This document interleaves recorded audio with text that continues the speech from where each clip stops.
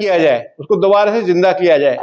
तो ये जो टॉक्स हुई पिछले 3-4 महीने में या पिछले 1 साल के अंदर, तो उन्होंने क्या हुआ कि एक बैकडोर, एक डिप्लोमेसी होती है जिसमें हमारे एनएसए काफी बार गए और मिलिट्री लेवल की जो मीटिंग्स हुई उसमें जो है डिसएंगेजमेंट की भी एक प्रोसेस हुआ।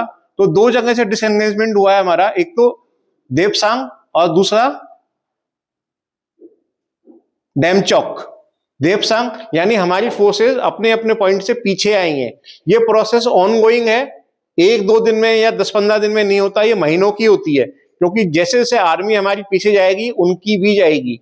तो अभी वर्तमान स्थिति यह है कि चाइना के साथ में हमारे रिलेशंस किस तरीके के हैं। चाइना के साथ में हमारे रिलेशंस अब सुधार की तरफ हैं, लेकिन चाइना ट्रस्टवर्दी नहीं है अगेन। तो हमारी जो पॉलिसीज हैं, प्रेजेंट गवर्नमेंट जब से 2014 से आई है, तो सबसे पहले तो हम लोगों ने काम क्या किया, हमारी गवर्नमेंट ने इंफ्रास्ट्रक्चर को डेवलप किया है। रोड्स नहीं थी वहां पर, इनसे पहले की जो गवर्नमेंट हुआ करती थी वो क्या, उनका मानना ऐसा था कि अगर अच्छी रोड्स हम बना देंगे, अच्छा इंफ्रास्ट्रक्चर दे देंगे, तो चाइनीज आर्मी जो है हमारी टेरिटरी में बहुत जल्दी एडवांस कर जाएगी। यानी दिस इज नेगेटिव अप्रोच, यानी हमको हमारी फोर्सेस पे भरोसा ही नहीं है कि अगर हमने अच्छी रोड्स बना दी तो इन फ्यूचर अगर मान लो कभी भी कोई वॉर होती है चाइना के साथ में, तो चाइनीज जो ट्रूप्स हैं वो हमारी टेरिटरी में, क्योंकि रोड्स अच्छी होंगी तो जल्दी आ जाएंगे। ये दिमाग नहीं लगाया कि अगर इंफ्रास्ट्रक्चर अच्छा नहीं होगा तो हमारी फोर्सेस को हम कैसे डिप्लॉय करेंगे। तो 2014 के बाद से हम लोग देख रहे हैं जो वर्तमान सरकार है ये इंफ्रास्ट्रक्चर पर काफी अच्छा काम कर रही है।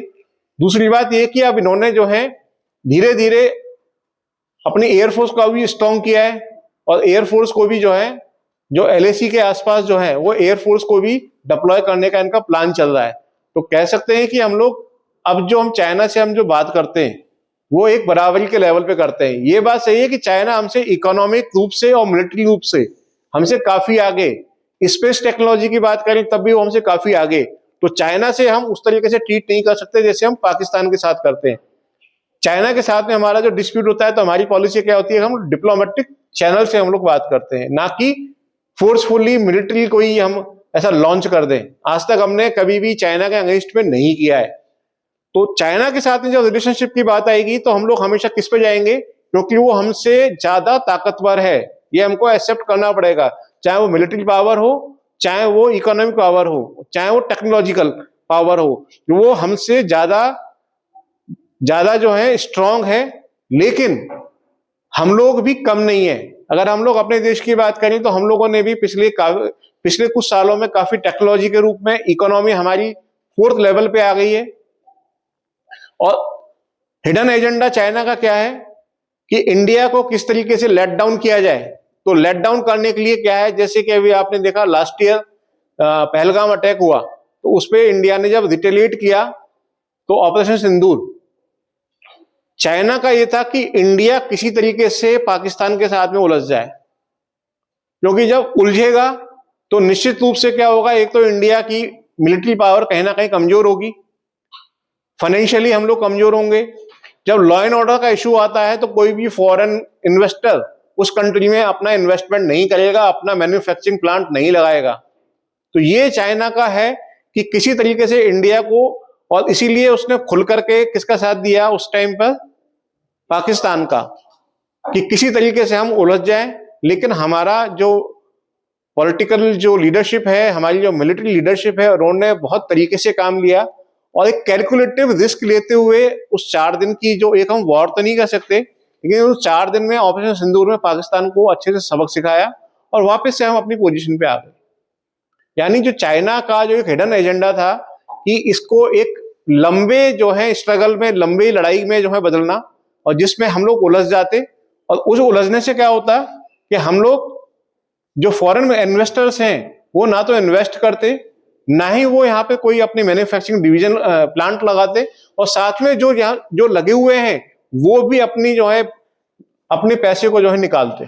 तो ऐसे में हम लोग इकोनॉमिक रूप से क्या होते, कमजोर होते, इकोनॉमिक कमजोर हो, और साथ ही हम जो एलएसी पर जो हम लोग फोकस कर रहे हैं, जो लाइन ऑफ एक्चुअल कंट्रोल पर हम लोग जो फोकस कर रहे हैं, वो निश्चित रूप से हमारा ध्यान जो है फिर एलओसी पर चला जाता है और पाकिस्तान के साथ में हम लोग उलझ जाते हैं। और इसके अलावा जो हमारी गवर्नमेंट जो काम कर रही है वो आसियान कंट्रीज जो हैं उनको एम्पावर्ड कर रही है।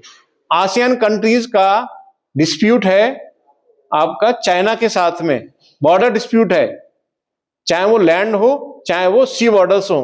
तो ऐसे में हम लोग क्या कर रहे हैं, वियतनाम के साथ में हम लोग बात कर रहे हैं, हम लोग फिलीपींस के साथ में बात कर रहे हैं। और अब ये डील्स केवल ट्रेड डील तक नहीं रह गए, अब हम लोग उनको मिलिट्री रूप में भी वो भी हम लोग कोशिश कर रहे हैं कि हम लोगों को ऑर्डर मिले और हम जो है उन कंट्रीज को एम्पावर्ड करें। चाइना के साथ भी हम लोग, अभी जब हमारे फॉरेन मिनिस्टर गए थे अभी 2 महीने पहले, तो उसमें पहले क्या हुआ कि उन्होंने, चाइना जो है विक्ट्री डे मनाता है, तो उस विक्ट्री डे में क्या हुआ कि जयशंकर साहब को भी बुलाया गया।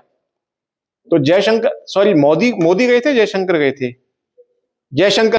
तो सबसे पहले उन्होंने क्या किया, वो पहले कहां पे गए, पहले जापान गए, पहले जापान में गए और उसके बाद में वो चाइना गए, समझ रहे हैं। तो ये और उन्होंने उस विक्ट्री डे परेड में शामिल नहीं हुए, इंपॉर्टेंट बात, वो उसके नेक्स्ट डे पहुंचे हैं।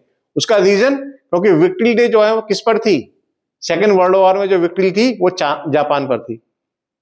तो एक हमने मैसेज दिया कि हम जो है, आपने जापान को हराया, उसके उपलक्ष्य में आप जो विक्ट्री डे मनाते हो उसमें हम शामिल नहीं होंगे।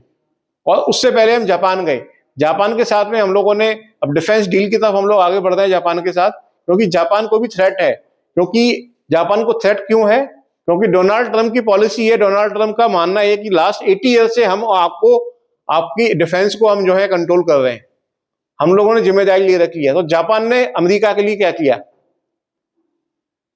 जो ट्रंप है उनकी पॉलिसी क्या है, अमेरिका फर्स्ट।